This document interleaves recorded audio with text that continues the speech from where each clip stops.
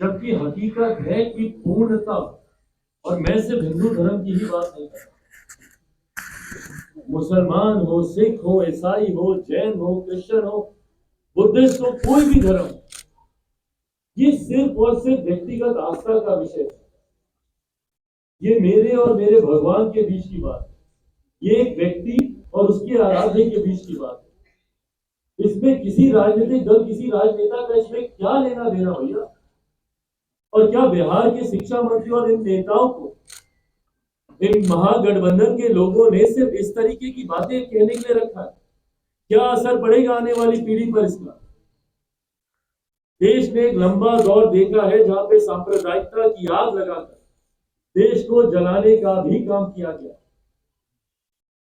और मैं सिर्फ हिंदू मुस्लिम की बात नहीं कर रहा, मैं सिख दंगों की भी बात कर रहा हूं, मैं विभिन्न और दंगों की भी बात कर रहा हूं। उससे क्या हासिल हुआ किसी को? क्या देश का इंफ्रास्ट्रक्चर उससे बढ़ गया? क्या देश की इकोनॉमी उससे बेहतर हो गई? क्या देश हमारा विकसित देशों की श्रेणी में आकर खड़ा हो गया? किसी को क्या हासिल होता है इस बंटवारे की राजनीति से? और ऐसे में जब एक प्रदेश का मंत्री इस तरीके के बयान देते हैं, क्या ऐसे मंत्री को ऐसे पद पे रहना चाहिए? और वो भी शिक्षा मंत्री, जिनकी जिम्मेदारी अपने शिक्षा विभाग को बेहतर करने की। हम सब बिहारी दिल पर हाथ रखकर बोले कि 19 साल से ये प्रदेश के मुख्यमंत्री हैं, लंबे समय से जिस दल के ये नेता हैं, जिस दल से ये मंत्री बने हुए हैं, लंबे समय से उस दल को भी प्रदेश का नेतृत्व करने का मौका मिला, राष्ट्रीय जनता दल को। क्या बिहार विकसित राज्य बन गया? क्या इन लोगों ने शिक्षा में तमाम जरूरी सुधार इन लोगों ने कर दिए? कल हम बछवाड़ा गए थे, वहां पे 9 घरों में आग लग गई, 4 लोग वहां पर जलकर मर गए, जिसमें से एक 8 महीने की गर्भवती महिला भी, वो तक उसमें जलकर मर गई। इन मंत्रियों के पास उतनी फुर्सत तो है नहीं कि ये लोग वहां पर जाए और पीड़ित परिवारों से जाकर मिले। पर जब हम बछवाड़ा में वहां पर गए, वार्ड नंबर 9 में, वहीं पर जहां उस परिवार से हम मिल रहे, ठीक पीछे एक विद्यालय था। कल हम अपने सोशल मीडिया हैंडल पे भी हम उसका वीडियो डाले।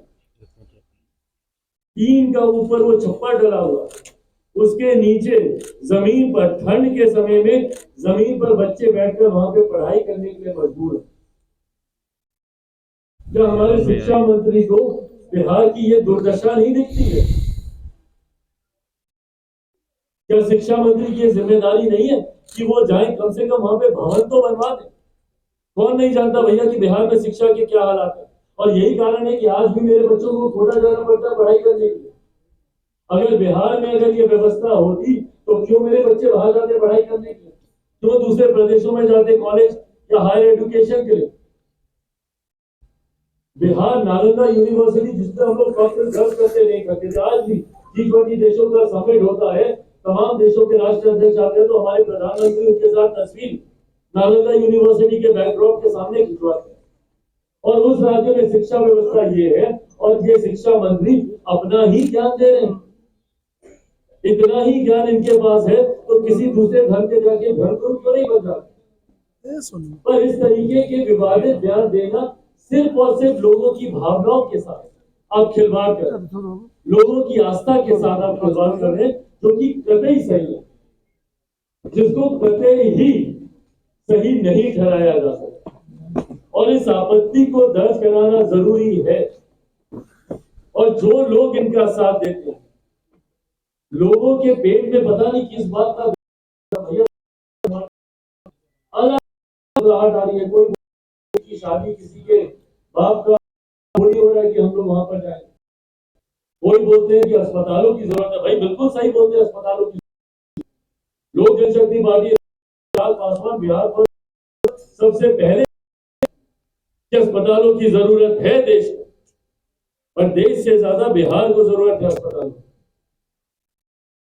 बिहार के अस्पतालों के हालात जाकर देखिए।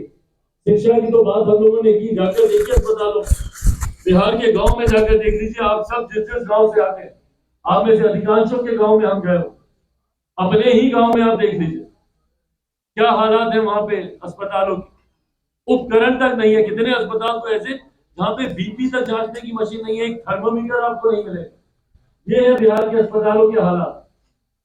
इनको अयोध्या में इनको याद आ रहा है भैया कि अस्पताल बनना नहीं चाहिए। उत्तर प्रदेश की सरकार है भैया, वहां के वहां के मुख्यमंत्री हैं योगी आदित्यनाथ जी, जो कि अच्छा कार्य कर रहे हैं। पर बिहार में बताइए ना, बिहार में है क्या ऐसे अस्पताल जिसपे हम लोग कर सके? बिहार में है ऐसी शिक्षा व्यवस्था जिसपे हम लोग कर सके? और उसपे इस तरीके के विवादित बयानों पे बयान, एक के बाद एक इस तरीके के बयान देने को ये लोग काम कर, जबकि आज की तारीख में जिम्मेदारी बिहार में बढ़ते अपराध को रोकने की होनी चाहिए। इनकी जिम्मेदारी अपनी जिम्मेदारियों को निभाने की होनी चाहिए।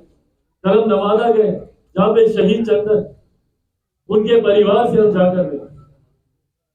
क्या अब मुख्यमंत्री जात पात देखकर शहीदों का भी सम्मान करेंगे? क्या शहीदों के लिए भी उनकी जाति देखा, धर्म, उनका मजहब देखा जाए? आज सब लोग गए होंगे उसके घर पर, शहीद चंदन जी के घर पर। टिन के घर में, टिन की छत के नीचे उनका परिवार है। क्या इसके लिए उसने अपना सर्वोच्च बलिदान दिया? क्या हम लोग इतना तक नहीं कर सकते कि एक शहीद के परिवार को उनके जाने के बाद उनके परिवार को एक सम्मानजनक जिंदगी दे सके? क्या इतना करना किसी सरकार के लिए बहुत कठिन कार्य है क्या? कितनी लागत लगेगी और क्या लगा? केंद्र सरकार की योजना है, उसके तहत भी आप प्राथमिकता के आधार पर प्रधानमंत्री आवास योजना के तहत भी आप कर सकते हैं। डीएम से हम बात किया, डीएम बोलते हैं इसके लिए कोई योजना नहीं है हमारे। क्या सरकार एक शहादत को सम्मान देने के लिए भी योजना का इंतजार करेगी? हम लोग इतना नीचे गिर गए हैं। उनके बूढ़े पिता हैं, उनको नहीं पता कि आने वाले दिनों में उनका रहन सहन, गुजर बसर कैसे हो, नहीं पता। कितना मुश्किल है उनके परिवार में से किसी एक आश्रित को सरकारी नौकरी देना। 10 लाख नौकरी देंगे तो फलाना देंगे, ढिमकाना देंगे। एक शहीद परिवार के सदस्य को आप नौकरी नहीं दे पाए, उसका आप घर बनवा कर आप नहीं दे पाए। भाई हम लोग तो कर रहे हैं, इससे पहले कि आप लोग ये सवाल करें, हम लोग कर रहे हैं। जितनी आर्थिक मदद है वो भी हम करके आए। आने वाले दिनों में उनके घर के निर्माण को लेकर भी जितना खर्चा लगेगा वो भी हम लोग करेंगे। पर हमारी सीमाएं, पर सरकार के पास तो ऐसी सीमाएं नहीं है ना। वो तो चाहे तो बहुत बेहतर व्यवस्था उनके लिए कर सकते, पर ये सोच नहीं है, ये नीयत नहीं। अभी मेरे मुख्यमंत्री को बोल दीजिए भैया कि इंडिया अलायंस की एक बैठक है, संभवतः आपको संयोजक बनाया जाएगा, नंगे पांव दौड़े हुए जाएंगे उस बैठक में। देश का, दुनिया के किसी कोने में वो बैठक बुला लीजिए। जूम ऐप नहीं चलाना आता होगा तब भी सीख कर वो उस ऐप पे जाकर बैठेंगे। ये सोच है मेरे मुख्यमंत्री। पर यहीं से नवादा कितना दूर है भैया? नहीं जाएंगे उनसे। यहां से बछवाड़ा कितना दूर है?